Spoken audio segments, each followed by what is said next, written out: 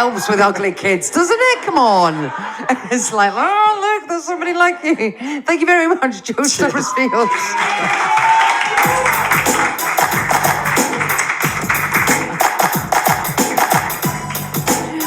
Oh, ugly dolls. I love them. That's cool. I think I am a conspiracy theorist. I was convinced at the beginning of all of lockdown that it was just a massive, great big ruse to get everybody in their houses, change all the laws, and then they cut off the internet. And I'm slightly disappointed it's not happened, actually. But, absolutely fascinating. Brilliant. Thank you so much, Joe.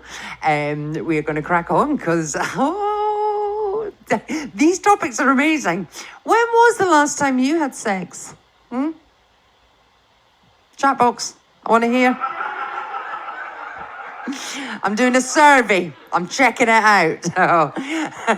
To find out more and to get behind the topic, please welcome to the stage. It's Giulia De Togni.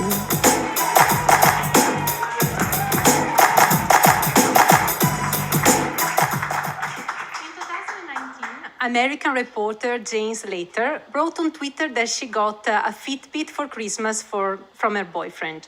A Fitbit, as you may know, is a smartwatch that detects your heart rate and also your physical activity levels. She loved the gift and she decided together with her boyfriend that they should synchronize their devices so that they could always stay in contact and keep motivating each other to do more physical activity.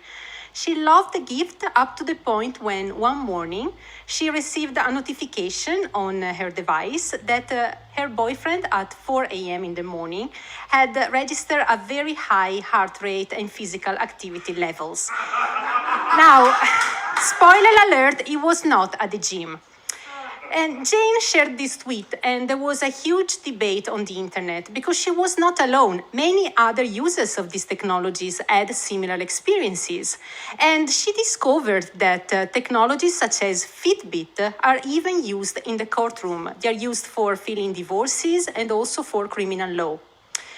Now, this is not a story only about surveillance. It is also about exploitation. The companies that make these devices, Apple, Facebook, Microsoft, and Google, make millions and millions of dollars every year by trading in your personal data from your browsing history, your social media account, and all your online activity. These include, for instance, where you have been going, what you've been consuming, and what kind of stuff you'll be searching on the internet. These data are used by third parties who purchase them because they want to create targeted advertising for you. So all those little ads that you see on your browsers when you open the internet, they are specifically created for you. Think about it. About 90% of Google's income come from it. Think about it. This is a huge amount of money that comes from your data, and this money, you will never see it. And you may now say, okay, but if I have nothing to hide and I'm okay with targeted advertising, I think this is just harmless. Why should I care? Well, it's a little more complicated than that, because the companies that collect this data also create a profile about you. They can predict your future behavior. They can judge whether you are a trustworthy driver, a good employee, or a good credit risk. And on the basis of this, there are unexpected consequences. You may be asked to pay more for your national health insurance, for instance. Okay, this may sound dystopian, but this is already happening in countries such as China, where the government is creating a ranking system which is mandatory for all citizens and is based on what they call the social credits. Those citizens who have lower social credits, for instance, will have to face penalties such as be banned by public transportation. You may say, but this is not China, this is the UK. Come on, I am protected. Well, ostensibly, we are all protected by data protection laws, but and the law in the UK says that all our personal data set must be stripped of personal identifiers such as your name and your national insurance number. But digital anonymity is a myth because data such as your date of birth, your postcode, and your gender can be traded away without your permission because they are not recognized as personal data. So the more data is available on the internet, the easier it is to track you down. Okay, so what can we do? Should we just stop using these technologies? Should we just disconnect from the internet and put away our smartphones? Well, it is unrealistic to stop using all these technologies because, come on, we have to admit it, they are quite convenient and they have become part of our modern life. What we can do instead is achieve knowledge about how our data are collected and shared by these technologies. And also we can, every time we download an app, verify in our settings what kind of permissions this app has. Anything that seems unnecessary, like tracking down our location, we can turn off. The hope is that ultimately, when we come to realize the extent of our digital footprint, we will also demand for legal protection and the custody and control of our own data. Thank you. Wow. You've just terrified the life out of me. It is that thing, because I was reading about in the Fitbits and all this kind of stuff, like you say about these credits, in terms of if you drink alcohol or you smoke cigarettes or any of these things that then count towards an unhealthy lifestyle, then will count against you. Yes. And that, we might have to bring back in conspiracy theorist boy. Is that something that you do? I mean, it is a form of global population control, isn't it? Yes. Preparing for this talk, I have double-checked what kind of penalties there are and what kind of rules there are behind this system in China. For instance, if you think, okay, if I have a criminal record, that maybe makes sense to have a lower social profile. But that's not the truth. They also penalize people, for instance, for, as you said, smoking in non-smoking areas, for sharing fake news online, and even for buying too many video games. So they penalize them by banning them from flight, public transportation, and also by slowing their internet connection, for instance, and also by prohibiting them to access what they think is prestigious jobs and also very high-ranked universities. So they try to penalize. They even are planning to put a public blacklist with the names of all the people that have lower profiles. And this sounds like a Black Mirror episode. It is exactly one Black Mirror episode, maybe from season 3, I don't remember. But yes, which was terrifying, but it's happening, it's mandatory, and they expect to complete this system by the end of this year, 2020. Wow. That did remind me absolutely of a Black Mirror episode. It was the one where they were sort of in their room and the sort of their credits were coming up on the screen, and yeah. Oh gosh, loads of questions. Do you think we should be financially rewarded for our data and have a say in what data can be used? Yes, there are some researchers who says that we should not have these intermediaries. We should not be the one whose data are sold, but we should be the one in control. So the one who sell our data. And this makes sense. We think this is possible, but we need to demand it, because at this point, many people do not have this knowledge. And I myself, before getting into this research, I thought that most of my data were used only for advertising. I didn't realize the whole picture behind it. So the more people become concerned about it, the more we realize this digital footprint and how it can be used against us, the more we will get to talk with policymakers to change the rules. And this is one of the ideas, as you pointed out, as the person who wrote this question pointed out, we could be the ones selling our data. It would be a way to empower ourselves. How hard would it be to spoil our profiles? How hard would it be? Well, I can give you an anecdote about this. There was a lady in the US, a professor, who didn't have much luck finding a boyfriend, and she decided she would use a dating app. But because she didn't really have a lot of followers, she hacked, she technically hacked other users' profile, those who were the most popular ones, because she wanted to create a profile for herself that was extremely appealing. And she created 12 fake male profile about the men of her dreams. She looked at the data of all the women who were getting in touch with these men, and she saw that the most popular ones had some certain traits. So she hacked herself in a way, because then she created a profile on the basis of those data, and she created something that allowed her finally to find the perfect man for her, and she married him. This lady, his name Amy Webb. You can see a TED talk by her on YouTube, and she wrote even a book about this. So you can do this, and you can turn the system in a way that it works for you. So you can definitely do this. But this woman knows a lot about algorithms, and she did months and months of research. So a huge effort. Actually, leads on to a really good question, because there are the sort of pros and cons, and someone's saying that there was a case last year of location data being used in a murder case. So that led to conviction. Is it right or wrong to use the data that way? So I recently, also to prepare for this talk, I've watched a few videos, and there was one on a live show in the US, similar to the Saturday Night Live. I can't remember which it was, but there was the CIA ex-director who was speaking about Samsung smart TVs, and how, you may know, there was a scandal that these smart TVs detect speech. They record our private conversations. They even record some videos of our private homes.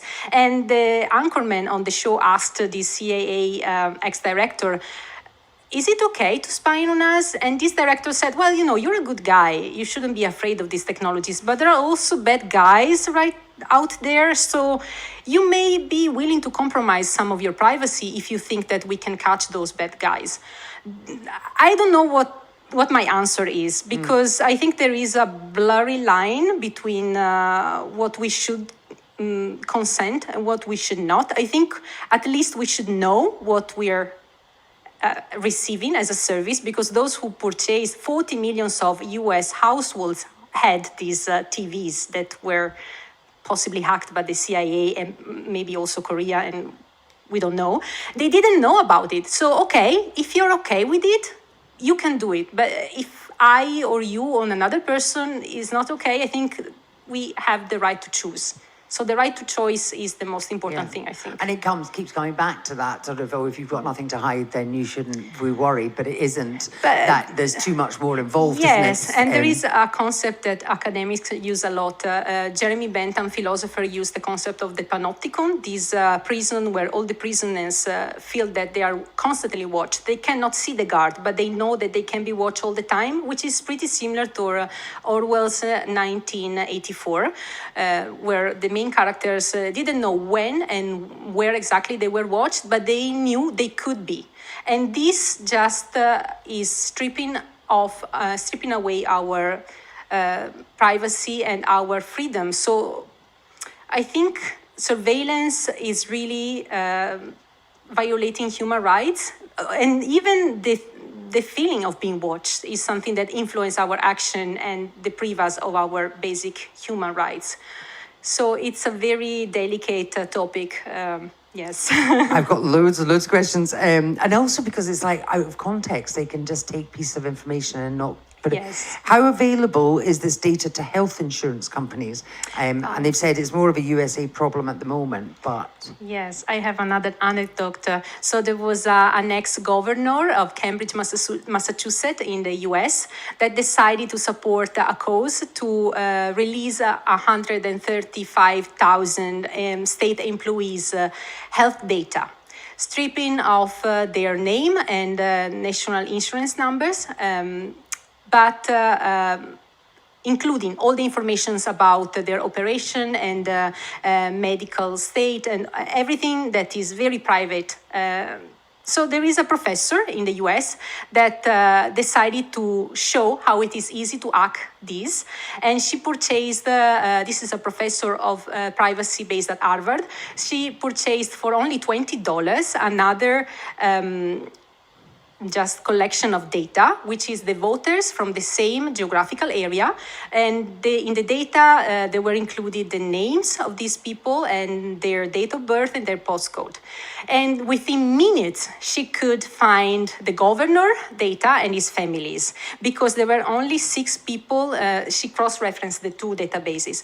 There were only 6 people who shared the same date of birth. 3 were male, and only 1 had the same postcode within minutes. And she posted to him to show that it was that easy to hack us. So. Well, another question, I think, well, mainly because I don't even know what cookies are, but somebody's asking, what do you think about cookies? Okay. Are they related with stealing data, and are they a danger of hacking? Are they in danger of hacking our social media profiles? Okay, so you may all know about Cambridge Analytica. What they use to help a certain person who now is president of the United States of America is to use cookies and do, through the cookies, collecting information of users. And then they created a quiz which went viral on Facebook. 6 million of users replied to the question of the quiz. And finally, Cambridge Analytica managed to gather the information of more than 200 million users in the US. And through the cookies, everything started from the cookies, they managed to identify the profiles of the users and to see what they wanted and how they could be persuaded to vote on one direction instead of the other. So yes, cookies have a lot of power, and more research is needed to know to what extent they are influencing our lives and our politics. One final question. How effective is incognito mode at preserving privacy or use of a VPN? Okay. It's like Latin to me. I have no definitive question for this. Supposedly, VPN is more secured, and there are institutions that use VPN. University of Edinburgh is one, for instance, but many others have one, and it is supposed to encrypt our data. And also it avoids the localization. So it's supposed to be safer. But to what extent the anonymity option is really protecting us, that I don't know, because there are some users have complied that their devices, even when they were offline, were tracking their conversation, because then when they turn on their smartphone on Google, maybe they were chatting about a restaurant, a specific restaurant, and then they turn on the phone, and that specific restaurant was already there on the browser. So that's a little suspicious. I think we need to get this conversation with those who make the decisions so that we get to know the truth, because the industries that make these devices want it to be complicated to understand. The terms and conditions, I don't know if any of you have ever tried to read one, but one term and condition, I think is for Apple, is like 40 pages and is more than 20,000 words. So it takes hours and hours also to understand. So yes, we need to be more cautious and also to have a dialogue with those who have the power to just change things. Brilliant. Thank you very much, Giulia. Huge round of applause, Giulia De Togni.